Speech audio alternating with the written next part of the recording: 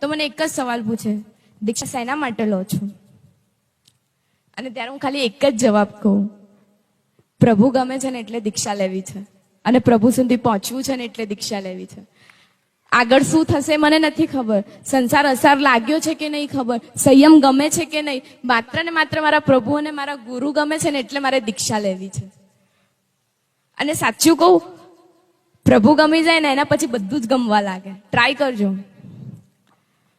કોઈની સાથે love marriage કર્યા હોય ને, અને લવ મેરેજ કર્યા પછી કોઈ એક વ્યક્તિને કોઈ વસ્તુ ના ગમતી હોય ને એક વ્યક્તિને ગમતી હોય ને, તો બી પેલો ગમાડશે. કેમ? એને ગમે છે ને. તો મને તો મારા 3 લોકના નાથ ગમે છે.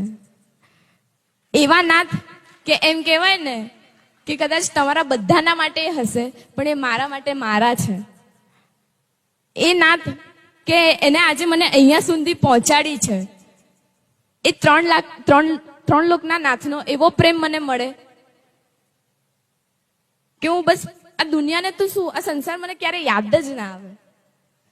કદાચ એ મીરાની જે હું એવી મગ્ન બની જાઉં મારા પ્રભુ ભક્તિમાં ને ગુરુ ભક્તિમાં કે ક્યારે મારો સંસાર આગળ વધે જ નહીં.